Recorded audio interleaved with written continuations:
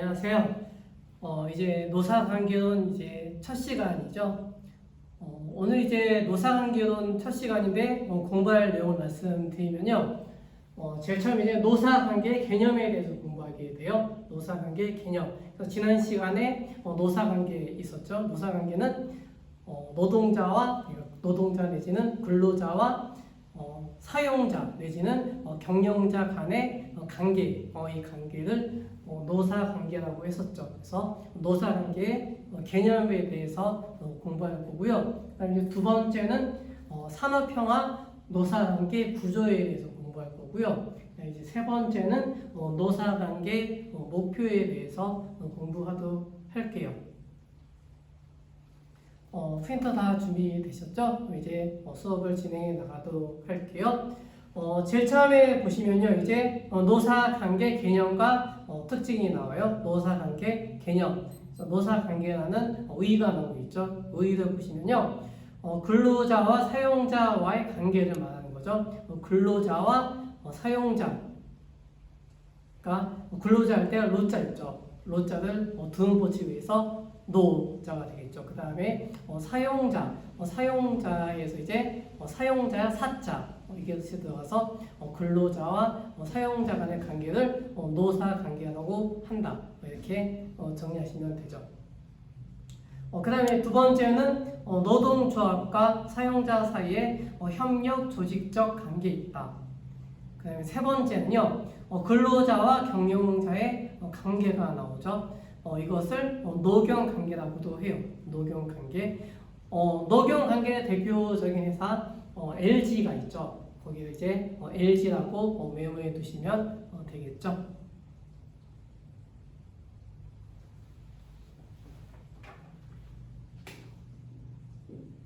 LG라는 기업에 해당이 돼요.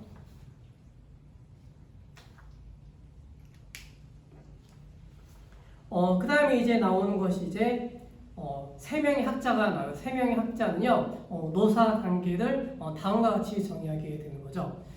제일 처음 이제 레스터라는 학자, 레스터는요, 평화의 산업관계라고 했죠. 산업관계에다가 체크해 두시면 되겠죠. 평화의 산업관계에 있다. 이것이 레스터라는 학자가 노사관계의 정의를 내린 거죠. 그 다음에 두 번째는 돈 로비라는 게 나오죠. 돈 로비라는 학자는요, 노사정의 상호관계에 있다. 그러니까 근로자와 사용자와 그 다음에 정부의 상호관계가 있다. 이렇게 정의 내리고 있어요. 그 다음에 세 번째, 밀즈라는 학자는요, 집단적 노사관계라고 하죠. 집단적 노사관계. 그래서 이것을 영어로 Labor and 매니지먼트 릴레이션이라고 하게 되는 것이죠. 그래서 노사관계는 다음과 같이 정의 내리고 있죠. 그 다음에 두 번째 이제 노사관계 특징이 나오죠. 노사관계의 특징은요, 유럽의 노사관계를 정의 내리고 있어요. 유럽의 노사관계, 이것을 산업관계라고 보게 된 거죠. 산업관계로 정의 내렸고, 노동관계 있다. 노동관계, 그 다음에 종업원 관계, 그 다음에 노사관계를 총칭하고 있다. 그래서 유럽의 노사관계, 산업관계이고, 노동관계, 종업원관계, 노사관계를 총칭하고 있다. 이렇게 정리하시면 돼요. 그 다음에 두 번째, 산업관계 3대 특징이 나오죠. 산업관계 3대 특징은요, 첫 번째, 포괄적 의미의 인적 자원 관리. 그 다음에 두 번째, 단체에 교섭하는 거래 관계. 세 번째, 산업평화 정착을 위한 노사 공동체. 이렇게 세 가지 특징을 가지고 있죠. 첫 번째, 포괄적 의미의 인적 자원 관리. 포괄적 의미의 인적 자원 관리는요,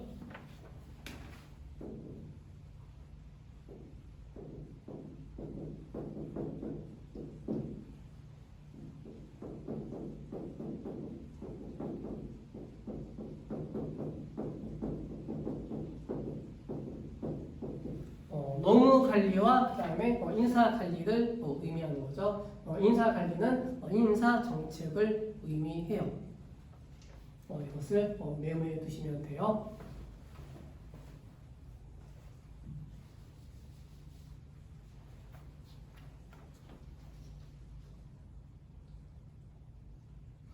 그 다음에 두 번째 단체 교섭하는 거래 관계가 있죠.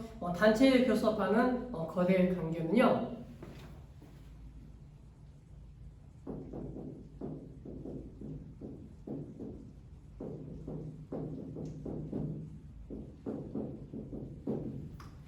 임금이라든지 근로조건이라든지 기타 이라는 것이 있죠.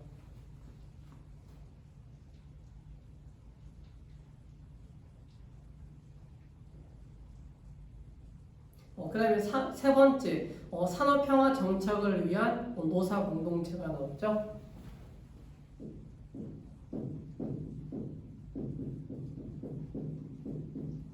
세 번째는 삶의 질을 중요시하는 거죠. 삶의 질을 중요시한다. 그래서 산업관계 3대 특징은 포괄적 의미의 인적자원관리, 두 번째 단체 교섭하는 거래관계, 세 번째 산업평화 정착을 위한 노사공동체 이라는 것이 있죠. 그래서 첫 번째는 노무관리, 인사관리, 두 번째는 임금이라든지 근로조건, 기타 이런 것을 보는 것이고, 세 번째 특징은 삶의 질을 높이는 데 있다. 삶의 질을 향상시키는 데 있다. 이렇게 정리하시면 되는 것이죠. 이것이 이제 첫 번째 노사관계의 개념에 대해서 정리를 한 거죠.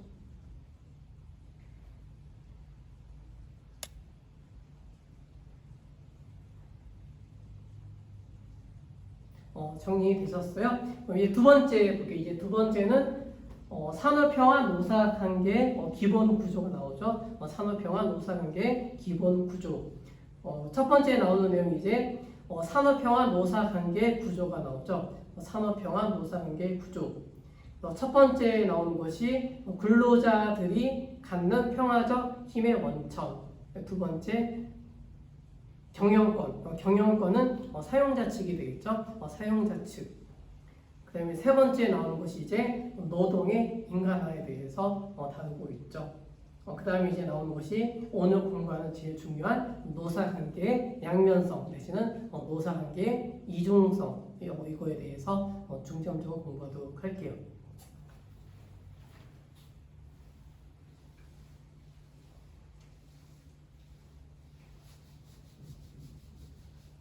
첫 번째 보시면요. 산업평화 노사관계 구조에서 근로자들이 갖는 평화적 힘의 원천 이것은 노동기본권 있죠. 노동자들이 갖는 권리가 되겠죠. 노동3권 노동3권 지난 시간에 퀴즈 통해서 한번 풀어봤었죠. 어떤 것이 있죠? 네, 첫 번째는 단결권이 있죠. 단결권. 두 번째는 단체 교섭권. 세 번째 단체 행동권 세 가지가 있죠. 이것이 노동 3권. 노동 3권은 노동 기본권에 해당이 된다. 그래서 이제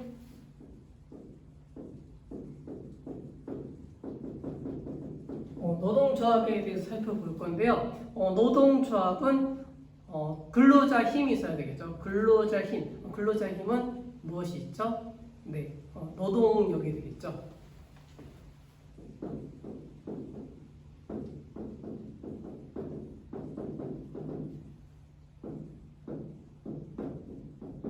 근로자의 힘은 노동력이다. 이렇게 정리하시면 돼요.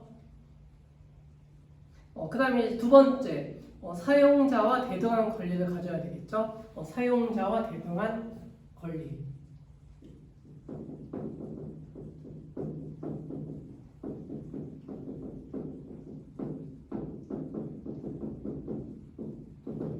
사용자와 대등한 권리는요, 노동 3권이 되겠죠. 그래서 아까 말씀드렸던 단결권, 그 다음에 단체 교섭권, 그 다음에 단체 행동권 이런 것이 되는 거죠.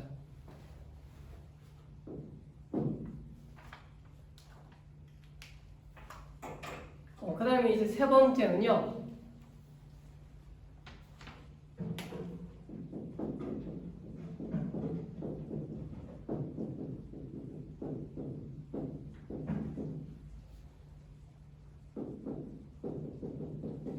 사용자와 대등한 교섭을 해야 되겠죠. 사용자와 대등한 교섭, 그리고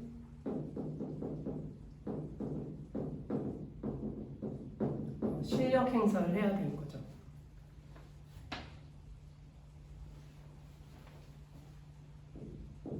그 다음에 이제 네 번째는 개별 노동자는 힘이 약하죠. 힘이 약하니까 조직을 통해서 힘을 불리게 되는 거, 늘리게 되는 거죠. 그래서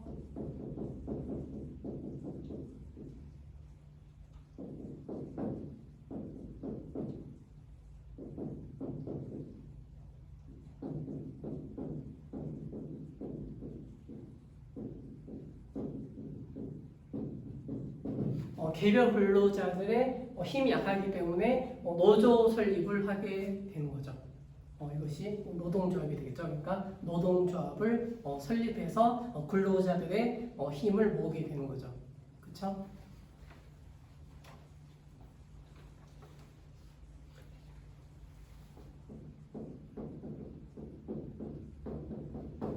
그 다음에 나오는 것이 이제 두 번째 경영자가 되겠죠. 경영권. 경영권은 사용자 측에 갖는 것이 되겠죠. 경영자들은 특권을 가지게 되겠죠. 경영특권. 경영특권에는 인사권이 있죠. 인사권, 그 다음에 두 번째 경영권, 그 다음에 직장 회색권. 이 세 가지를 갖게 되는 거죠.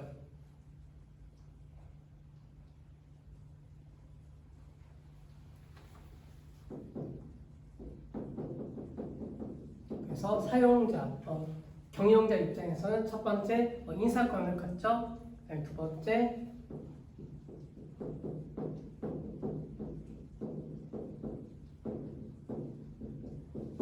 직장 폐쇄권을 갖게 되는 거죠. 직장 폐쇄권. 나중에 이제 뒷부분에 가서 직장 폐쇄권에 대해서도 공부하게 될 거예요. 그래서 나중에 자세하게 공부하도록 해요. 이제 세 번째는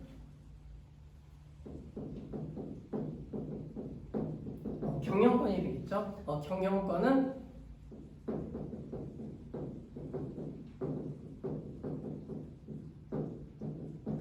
경영 참여권이 되는 거죠. 경영 참여권.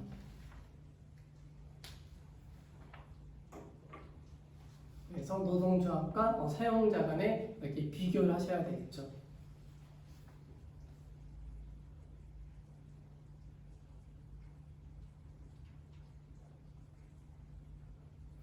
그 다음에 이제 자본주의 시장 경제 체제가 지니는 본질적인 특성을 가지고 있다. 이렇게 정리하시면 돼요. 그 다음에 세 번째, 노동의 인간화가 나오죠. 노동의 인간화는요, 과거의 노동운동의 목표와 노동의 인간화 문제가 있죠. 노동의 인간화 문제.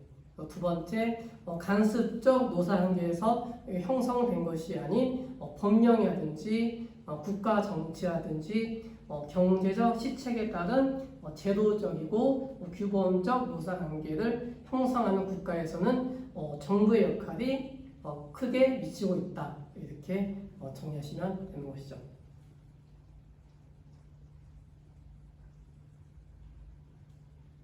그래서 여기에서는 이제 노동조합과 사용자 이게 두 개를 비교하는 것이 가장 중요한 것이 되겠죠.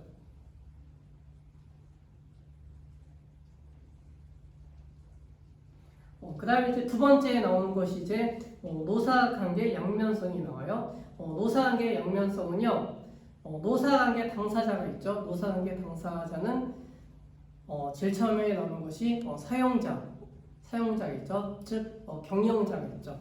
경영자가 있는 것이고, 두 번째는 근로자는 노동하는 사람이 되겠죠. 노동자. 그 다음에 세 번째는 정부. 이러한 사람들의 관계, 이것을 3자 관계를 가지게 되겠죠. 그래서 노사관계의 주된 당사자는 근로자와 사용자다. 그래서 근로자와 사용자 간의 관계가 가장 중요한 것이 되겠죠.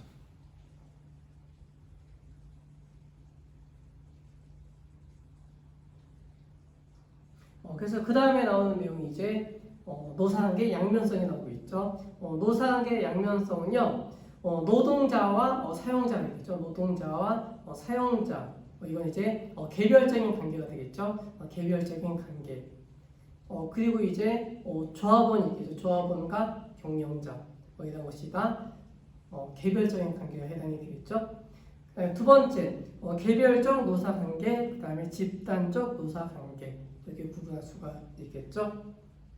그 다음에 세 번째는 협력적인 관계와 대립적인 관계를 가진다. 그 다음에 네 번째, 경쟁성과 협력 관계의 공동체성을 가진다. 다섯 번째, 경제 관계인 동시에 사회 관계를 가진다. 그 다음에 마지막으로 소득의 원천과 비용의 원천이 된다. 그러니까 소득의 원천은 근로자 입장이 되겠죠. 근로자 입장에서는 소득의 원천이 되는 것이고, 비용의 원천은 사용자 측이 되겠죠. 그래서 그러니까 노동자와 사용자 간의 대립 관계가 성립할 수가 있죠. 그래서 근로자 입장에서는 더 많은 소득을 요구하게 되는 것이고, 사용자 측, 경영자 측 입장에서는 더 적은 임금을 주려고 해서 서로 이제 대립하게 되면 그것이 이제 임금 쟁점이 되겠죠. 그래서 나중에 거의 이제 마무리되는 시점에 가서 임금 쟁점에 대해서 공부하도록 할게요.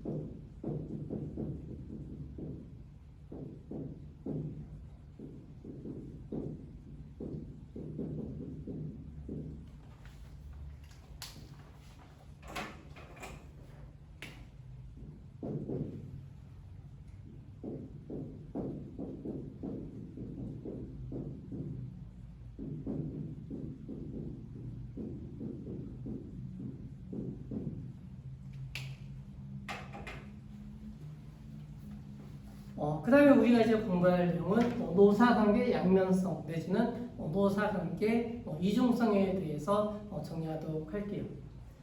제일 처음에 나오는 것이 이제 협동적과 그 다음에 대립적의 양면성을 가지고 있다.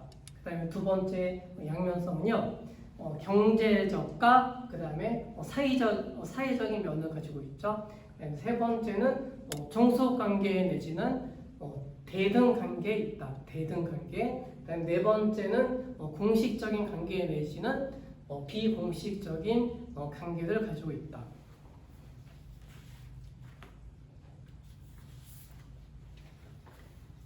그래서 이제 첫 번째 협동적인 관계와 그다음에 대립적인 관계를 정리하게 되면요.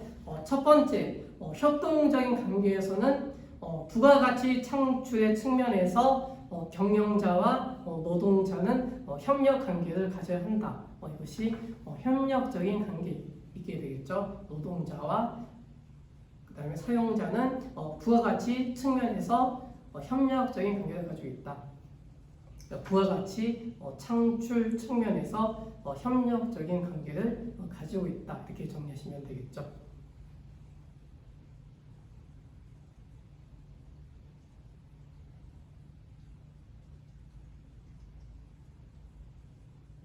그 다음에 두 번째, 대립적인 관계 나오죠.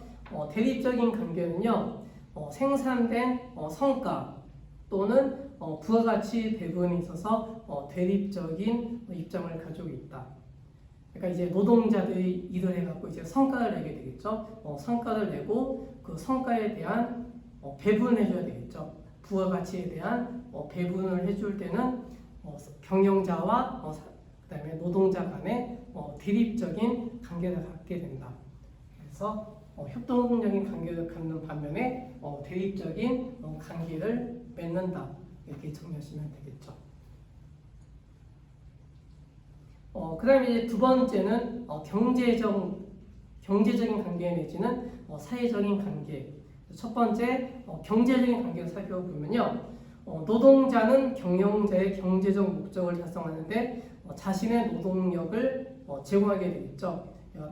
노동자 입장에서는 자신의 노동력을 제공하고 그 다음에 그 대가로서 경제적인 보상을 받게 되겠죠. 이러한 경제적인 측면을 갖게 되겠죠. 반면에 이제 사회적인 관계는 조직 생활은 사회적인 관계 내지는 그 다음에 인간 관계를 형성하게 되는 것이죠. 사회적 관계, 그 다음에 인간 관계를 형성하게 된다. 그 다음에 세 번째, 종속 관계와 대등 관계가 나오죠. 종속 관계는요, 생산에 있어서 노동자는 경영자의 명령이나 지시에 복종해야 하는 의무를 가진다. 종속 관계라고 하는 것은 어디에 복종하는 그러한 관계에 해당이 되겠죠. 그러니까 경영자의 명령이나 지시에 복종해야 되는 것, 이것이 종속 관계에 있는 것이 되겠죠. 근로자와 경영자는 종속 관계에 있다. 반면에 이제 대등 관계도 있죠. 대등 관계. 대등 관계는 근로 조건의 설정이나 그 운영에 관해서 경영자 측에 대등하는 관계 내지는 경영 참가를 제도적으로 보장해야 된다. 노동자들이 경영권에 참여하는 그런 것이 있겠죠. 나중에 이제 더 자세하게 설명드리도록 할게요. 나중에 이제 경영 참가 유도에 대해서 나중에 자세히 공부하도록 할게요. 그 다음에 네 번째에 나오는 것이 이제 공식적 내지는 비공식적인 관계가 나오죠. 첫 번째 공식적인 관계. 공식적인 관계는요, 노동조합과 경영자 사이의 근로 조건이나 성과의 배분에 관한 교섭이나 협상, 이것이 공식적인 관계가 되겠죠.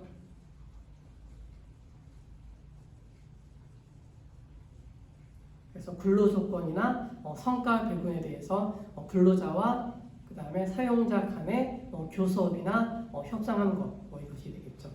그래서 나중에 이제 자세한 거 공부하겠지만 단체 교섭이라든지 그 다음에 이제 단체 협약 이런 것들 있죠. 이런 것들이 공식적인 관계에 해당이 되겠죠.